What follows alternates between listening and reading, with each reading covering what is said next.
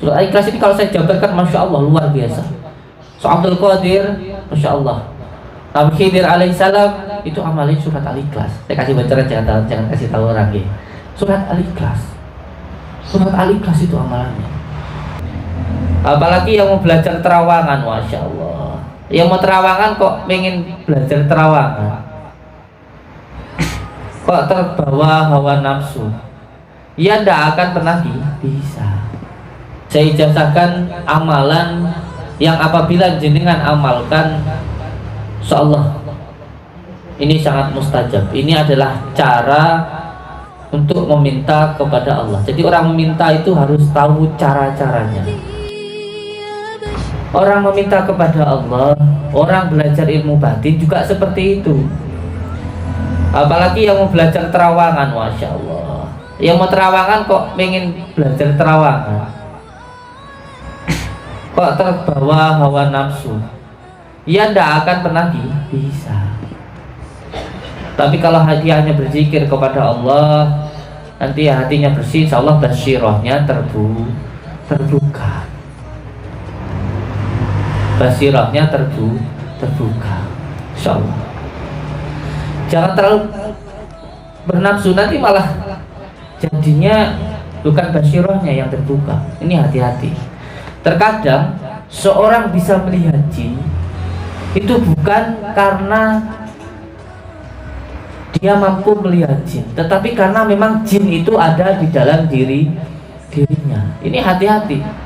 Yang berzikir tetapi dengan hawa nafsu, nanti bukan mampu melihat jin karena ilmunya, karena basirahnya, tetapi karena memang jin itu ada di dalam dirinya. Jadi seperti orang indigo itu, anak-anak indigo itu, jangan dibilang kalau anak indigo itu kelebihan, itu penyakit. Itu sering kita buktikan di sini, yang bisanya ruqyah itu. Yang anaknya sering marah-marah sendiri, kadang ketakutan. Itu penyakit, bukan kelebihan. Jadi orang mampu melihat jin itu ada dua. Yang pertama karena memang jin itu ada di dalam dirinya. Wis nesuan, keweden, bingung, was-was. Itu karena memang jin ada di dalam dirinya. Hati-hati yang berzikir dengan hawa nafsu, nanti ada jin yang masuk. Dan yang kedua mampu melihat jin karena basirah. Karena jenengan itu sebenarnya mandinya doa, mustajabnya doa itu bukan dari amalan yang kita amalkan, bukan karena puasa kita yang 41 hari, yang sudah berjalan 2 tahun, bahkan nanti yang sudah ditargetkan 5 tahun. Bukan dari amalannya, bukan dari riyadhahnya, bukan dari bacaannya, bukan. Karena bacaan itu adalah perjalanannya. Itu adalah cara untuk membersihkan hati kita. Makanya poso itu apa? Ngeposnya rasa, supaya rasa kita. Makanya kalau kita lapar, biar kita bisa merasakan susahnya orang yang lapar, agar hati kita tersambung, agar hati kita bersih, agar rasa kita bisa dibimbing oleh Allah, hingga gerak langkah kita adalah gerak batin kita. Jadi amalan ini bukan tujuannya. Jadi bukan kita itu mandi ngobatin orang, itu bukan. Kita itu bisa ini bisa itu karena amalan ini, karena amalan itu, karena melakukan puasa ini, puasa gantung, puasa pendem, bukan itu. Itu adalah jalannya. Seperti HP ini loh. Ketika saya mau menuju ke jenengan, saya telepon jenengan. Lah, caranya, amalannya ini dengan HP ini. Ini cuma cara. Puasanya, beritanya itu hanya cara supaya saya bisa dekat dengan jenengan. Kalau sudah dekat, ya sudah mesra, HP-nya tak taruh. Sampai dari Jakarta telepon ke saya, "Kamu di, saya mau silaturahmi ke tempat jenengan." "Oh nggih, monggo." Ya, caranya pakai HP ini, telepon ke saya ya. Ini jalannya, caranya. Tetapi kalau sudah sampai, kita sudah mesra, HP-nya ditaruh. Nanti kalau agak jauh lagi, ya kita puasa lagi. telepon lagi kalau sudah pulang, kalau punya rasa agak jauh, telepon lagi. Kalau sudah dekat sudah. HP ini puasa kita, amalan kita, ini adalah jalan kita. Jadi jangan bangga, jangan bangga dengan puasa kita, dengan wiridan kita setiap malam, itu jangan bangga. Jangan bangga dengan HP-nya. HP-nya bagus, kalau tidak tersambung telepon saya, buat HP-nya harga yang 20 juta, tapi telepon saya nggak nyambung, buat apa? Buat apa saya telepon ke jenengan pakai HP yang mahal, tetapi nggak tersambung? Mending pakai HP yang kecil, yang HP cumplung, yang ada kameranya tapi sambung. Karena keikhlasan. Maka oleh sebab itu untuk santri-santri semuanya, ada yang berpuasa sampai 41 hari, ada yang berpuasa sampai 12 tahun, tetapi tidak pernah kefutuh hatinya, tidak pernah kebuka dengan Allah, karena hatinya masih ada hawa nafsu, masih merasa bisa, saya ini siapa. Jadi tidak bisa membedakan mana itu karpe rasa sama rasane karep. Ketika kita berpuasa itu supaya kita bisa membedakan mana karpe rasa, mana rasane karep. Karena kalau rasa itu datangnya hanya dari Allah. Kita itu ketempatan rumongso. Manusia itu ketempatannya rumongso. Kalau rasa itu hak prerogatifnya Allah. Oleh sebab itu kita harus bisa menekan rumongso. Oleh sebab itu kita diajarkan untuk menekan poso, menekan keinginan-keinginan kita. Karena apa? Karena batin kita ini, nur kita ini tertutup, dibungkus oleh jisim kita, oleh dunia. Ketika jisimnya ini, ketika badan kita ini lemah, ketekan dengan puasa, dengan menekan semua hal keinginan yang bersifat duniawi, maka nurnya akan memancar. Maka ketika jisimnya, badan kita ini lemah, maka batinnya akan kuat. Tetapi kalau badannya, jisimnya ini kuat, maka batinnya akan lemah. Oleh sebab itu dikurangin makannya, dikurangin tidurnya.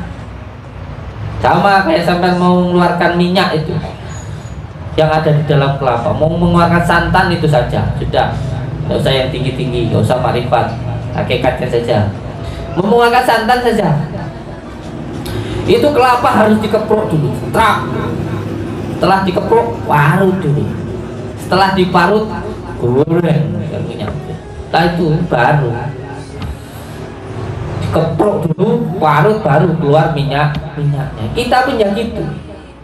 Makanya santri ini harus malam dibangunkan. Ini sudah menjadi kewajiban untuk santri. Yang malas harus ditegur. Kalau tidak mau suruh pulang. Kalau tidak mau sholat malam suruh pulang. Kalau ditegur marah suruh pulang.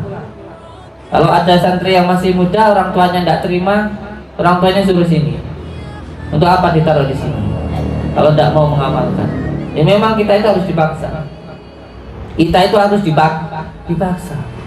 Dari dipaksa nanti akhirnya jadi biasa, terus akhirnya jadi suka. Makanya ada puasa 7 hari, ada puasa 41 hari, ada puasa 2 tahun, ada puasa sampai 11 tahun. Itu memang untuk pemaksaan. Jadi kalau ada yang bertanya ke saya, Kang, gimana caranya biar saya itu istiqomah di dalam mengamalkan amalan? Maka saya jawab, kuncinya ya paksonen, ya harus dipaksa. Dari dipaksa nanti jadi biasa. Contoh ketika jenengan sudah biasa sholat isya, kok belum sholat isya tidur, pasti gelimpungan, tidak enak karena belum sholat isya. Bahkan kalau sudah tidur itu lo bisa bangun, oh ya aku tadi belum sholat isya. Nanti jadi biasa, terus akhirnya jadi suka. Puasa 7 hari itu ada perlawanan, 41 hari sudah mulai ada kebiasaan. Nanti setelah 2 tahun sudah muncul rasa cinta. Makanya kita ini dijadikan manusia, kita ini sudah dimanusiakan, disempurnakan oleh Allah. Makanya kita itu katanya diciptakan sudah sempurna. Maka ketika kita sudah diciptakan secara sempurna, maka kita harus bisa menyempurnakannya. Jadi kita itu sempurna, bukan sempurna apa adanya. Sempurna karena kita sempurnakan. Kita itu dikatakan manusia yang sempurna oleh Allah, diciptakan sebagai manusia yang sempurna karena kita punya akal dan juga punya nafsu. Kita itu dikatakan manusia yang sempurna karena kita punya akal dan juga punya nafsu. Maka ketika akalnya mampu untuk mengendalikan hawa nafsunya, maka itu yang disebut dengan insanul kamil, manusia yang sempurna. Tapi ketika nafsunya yang mengendalikan akalnya, maka dia akan menjadi manusia yang hina, lebih hina dari binatang. Karena kalau binatang itu hanya diberikan nafsu, tetapi tidak diberikan akal. Sedangkan malaikat diberikan akal tetapi tidak diberikan nafsu. Sedangkan kita manusia diberikan akal juga diberikan nafsu. Maka ketika akalnya mampu mengendalikan nafsunya, dia lebih sempurna daripada malaikat. Tetapi kalau nafsunya yang mengendalikan akalnya, maka dia akan lebih hina dari binatang. Ada yang bertanya ke saya, Kang, gimana caranya supaya saya itu bisa mengendalikan hawa nafsu? Ya harus dipaksa dengan cara berpuasa, zikir. Dengan cara berpuasa dan berzikir. Wah Kang, saya pengen nafsu saya dihilangkan. Gimana caranya? Mati. Cara menghilangkan nafsu itu ya hanya dengan cara satu, mati. Karena kalau orang hidup itu nggak akan namanya nggak punya nafsu. Orang hidup itu pasti punya nafsu. Mulai sampai lahir itu sudah punya nafsu, sudah punya marah, lahir dengar harus nangis, jengkel, punya nafsu. Karena kalau orang punya nafas, hawa nih udara gitu. Ini kalau orang masih punya nafas, ini ya punya nafsu. Ya kalau pasti punya nafas, ya pasti punya nafsu. Makanya di sini ada, kita selalu mengajarkan untuk zikir nafas dengan cara berpuasa dan lain sebagainya. Okay. Dan yang paling penting lagi, kembali seperti yang awal saya katakan, saya ijazahkan amalan yang apabila jenengan amalkan, insyaallah ini sangat mustajab. Ini adalah cara untuk meminta kepada Allah. Jadi orang meminta itu harus tahu cara-caranya. Jadi nggak meminta itu harus tahu caranya. Jangan asal meminta toh. Jadi banyak orang yang bertanya, kenapa saya itu sudah berdoa lama, sudah begini begitu, kok tetap tidak dikabulkan, Gus? Kok nggak dikabulkan toh Kang? Gitu. Karena nggak tahu caranya, asal minta toh. Asal minta toh. Orang meminta itu harus tahu caranya. Cara yang utama, yang pertama, ini saya kasih rahasia. Jadi kan pahami ini. Sampai pengen usahanya laris, pengen punya usaha besar, pengen badannya sehat, tidak usah bingung-bingung, nggak usah ke dukun, nggak usah kemana-mana. Amalkan ini. Karena saya amalkan juga ini. Yang pertama, ketika jenengan meminta, itu sampean harus tahu dulu waktunya. Ketika jenengan meminta, sampean harus tahu dulu waktunya. Sama seperti jenengan ketika mau meminta sesuatu, tanda tangan atau apa ke lurah. Jenengan harus tahu lurah itu ada di tempat kelurahan itu jam berapa. Sampean datangi. Biasanya di kelurahan itu dituliskan, oh lurah ada di kantor itu antara jam 8 sampai jam 10 siang. Ya sampean waktu itu ndang datang, nanti ketemu. Insyaallah. Jadi kalau mau meminta sesuatu itu harus tahu waktunya dulu. Ini riyadhah yang harus sampean pahami. Jadi ini yang sebab itu saya ajarkan kepada semua santri di sini harus diamalkan itu. Yang pertama harus tahu waktunya. Nah, kalau ke kelurahan tadi waktunya jam 8 sampai jam 10, maka kalau jenengan meminta kepada Allah sudah dituliskan di dalam Al-Qur'an bahwa ketika meminta waktu kepada Allah yang paling baik yaitu waktu malam. Antara jam 1 sampai jam 3. Ketika orang-orang tidur itu sampai bangun dan meminta kepada Allah. Yang pertama harus tahu waktunya. Yang kedua harus lewat wasilah. Harus ada wasilahnya. Dan wasilah yang paling utama, jalan yang paling utama untuk mendekat kepada Allah dan yang paling tahu tentang Allah itu adalah baginda Rasulullah. Jadi kalau jenengan meminta itu harus lewat baginda Rasulullah. Karena Rasulullah adalah kekasih Allah. Dan kalau kita ingin dicintai oleh Allah, maka kita harus mencintai baginda Rasulullah.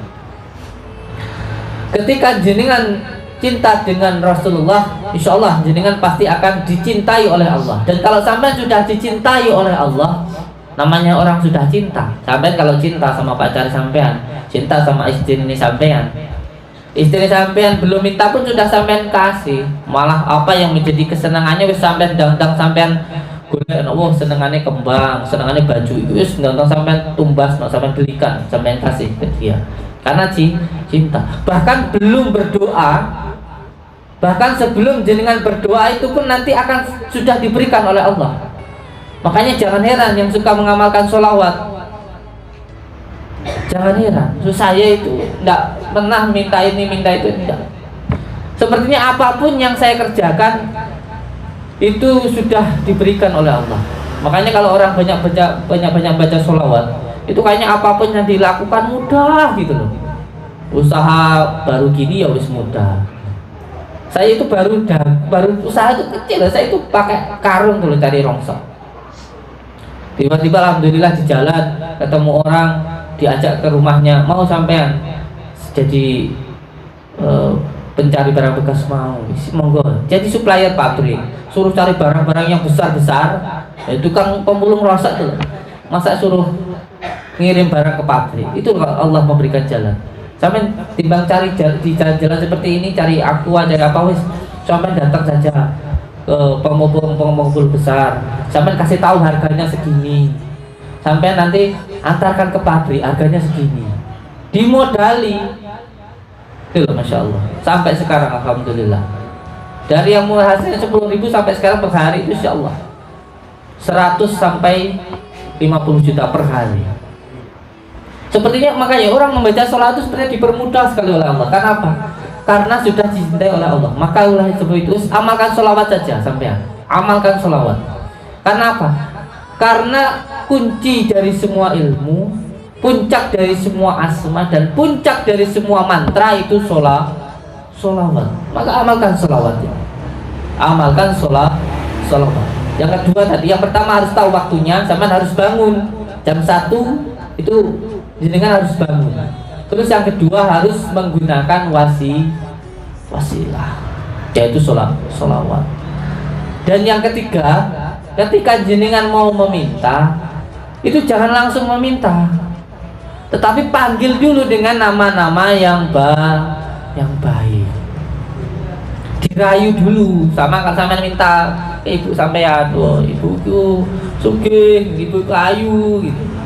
Sampeyan rayu ngomong ini sugih ibu sampean, ndak perlu sampean jalu wis diwai. Sampeyan rayu, sampeyan ngomong aku wah, Gus sampean iki wis tak wae ngono ae, seneng hatiku.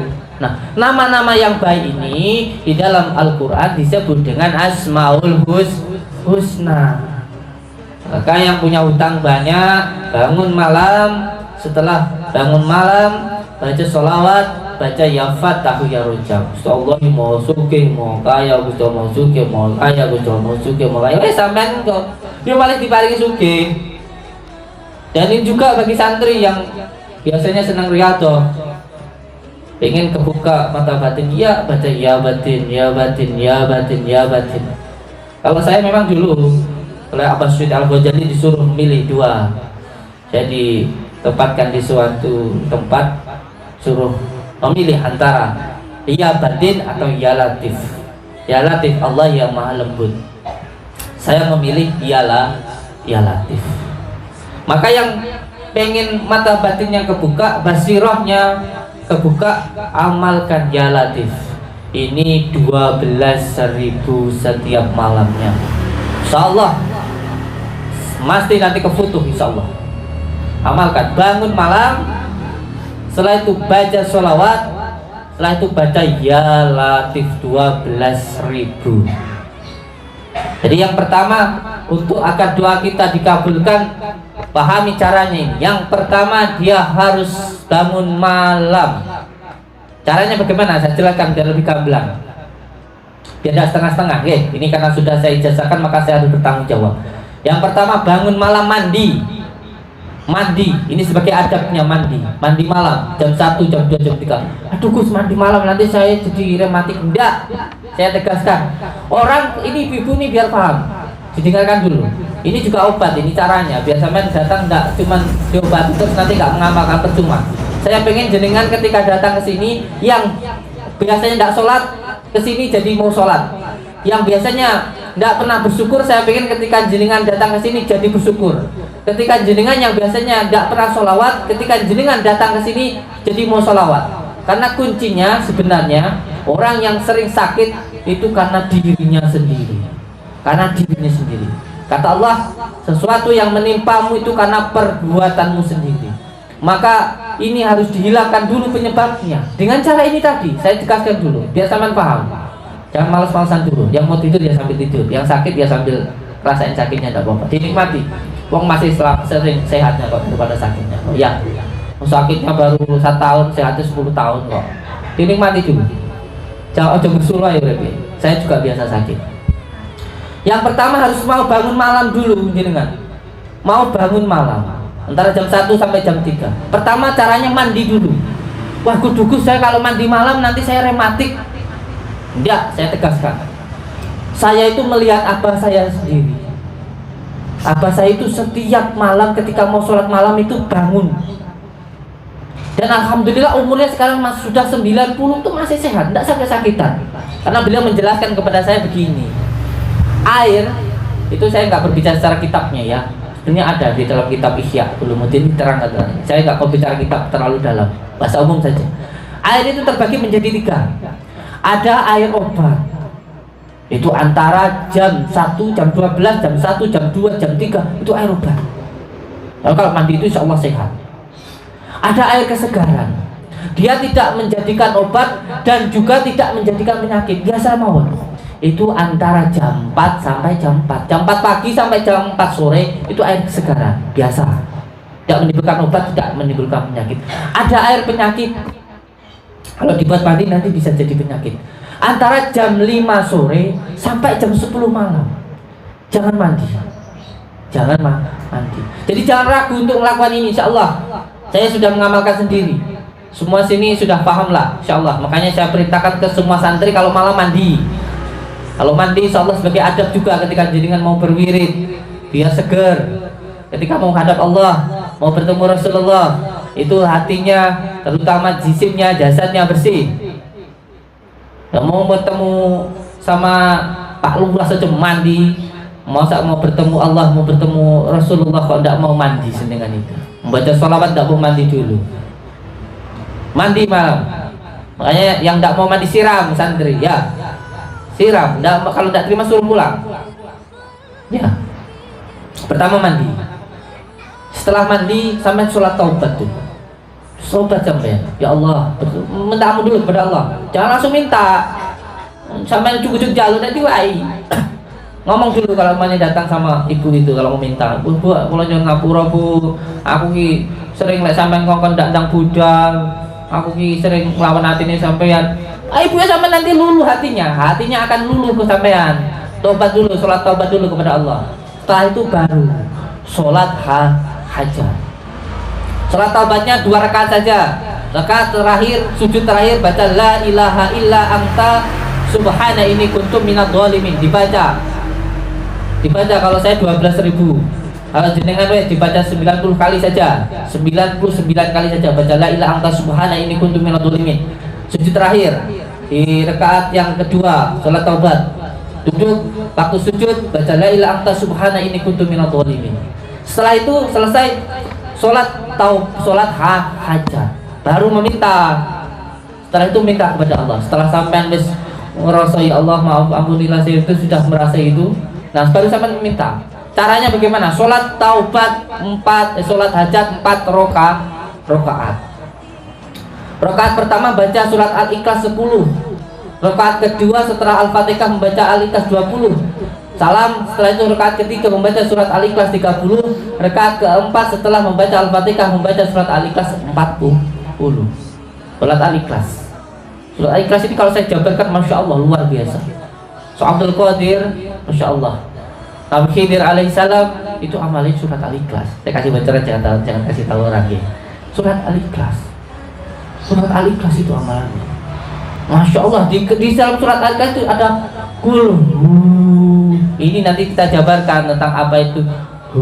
Kalau ada orang yang bilang zikirnya itu kan ada ya, kemarin-kemarin itu mengsirik-sirikan zikir itu sirik-sirikan kan Anda paham. Ini kalau nanti saya jabarkan tahu. Itu hurib. Makanya Allah itu punya wujud. Kita ini adalah wujudnya. Hurib kita itu hurib itu ada yang menghidupkan. Kita itu hurib enak sing nguripi. Ini isu-isu kita bahas tentang zikir Allah. Nah, di dalam surat Al-Ikhlas ini banyak sekali Masya Allah menerangkan tentang keesaan Allah, tentang sifat-sifat Allah, dan Masya Allah luar biasa. Maka dibaca ini totalnya berarti berapa? 10, 20, 30, 40. Enak dipahami. Rakaat pertama 10, rakaat kedua 20, rakaat ketiga 30, rakaat keempat 40. Diamalkan.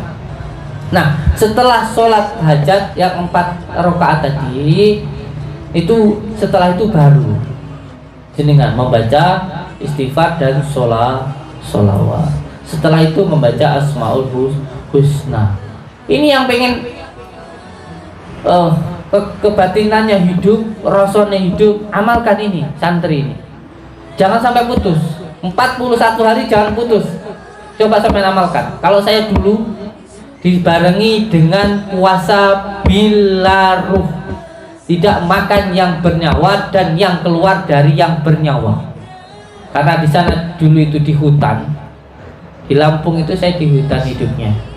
Makanya ya enak. Kalau sekarang saya main puasa bila ruh ya agak sulit, kecuali dengan niat yang kuat. Kalau di hutan enggak, cuman makannya apa? Enggak ada yang dari hewan, jadi cuma nasi tok gitu. Nasi putih itu tok. Enggak ada di warung-warung jajan itu. Kenapa kau puasa bila ruh? Kenapa tidak makan yang bernyawa dan yang keluar dari yang ini saya jelaskan, saya dunungkan. Karena untuk menekan nafsu hewani kita tidak makan yang dari hewan. Karena apa yang kita makan akan menentukan yang kita lakukan. Jadi ketika mau menekan nafsu lawamah, supiyah, amarah yang ada di dalam kita, yang kita tidak makan yang dari hewan. Ini kembali lagi yang tadi, kalau balik lagi ya seperti itu deh.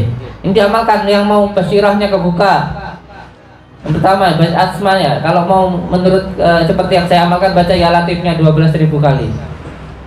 Diamalkan. Dan jangan tertuju pada amalannya, jangan tertuju pada hitungannya. Ini yang salah kadang-kadang. Orang tidak akan pernah sampai ini kalau selalu jadi randang mari gitu. Ini bukan ya latif, bukan menyebut asma Allah yang maha lembut, itu enggak. Nanti malah hati sama pikirannya tidak sinkron, tidak selaras. Namun randang mari. Jangan dihitung-hitung yang 12.000 itu. Jangan dihitung-hitung. Nanti ini yang bikin tidak sampai, ini yang bikin lama nggak kefutuh itu karena apa? Dikasih wiritan yang lama biar sampai ke dalam hatinya, biar sampai ke dalam rasanya. Dikasih amalan yang buahnya biar sampai ke dalam hatinya, malah yang dituju hitungannya. Wes radang mari. Hitungan itu orang mari. Ini nanti malah tidak sampai ini. Jadi kalau baca itu hatinya, mulutnya membaca, hatinya merasakan. Merasakan. Ini diamalkan insyaallah. Semoga memberikan manfaat kepada saudara-saudaraku. Mohon maaf apabila ada kata salah yang khilaf dan perkataan yang tidak benar. Semua yang saya berikan kepada jenengan semoga memberikan manfaat. Dan satu hal lagi, ini adalah amalan yang benar-benar baik, dan apabila ada yang tidak baik dari saya, itu adalah murni dari saya sendiri, tidak ada hubungannya dengan amalannya. Demi Allah, demi Rasulullah, saya merasakan kenikmatan hidup, saya merasakan kemudahan hidup, saya merasakan kesenangan hidup dari amalan ini, dan saya ingin panjenengan merasakan amalan yang saya amalkan ini. Saya ingin panjenengan merasakan kemudahan, kenikmatan di dalam hidupnya panjenengan dari amalan ini. Dan apabila ada kesalahan di dalam diri saya, itu adalah murni kesalahan saya pribadi, tidak ada hubungannya dengan amalan ini. Semoga memberikan manfaat. Wabillahi taufiq wal hidayah. Wassalamualaikum warahmatullahi wabarakatuh.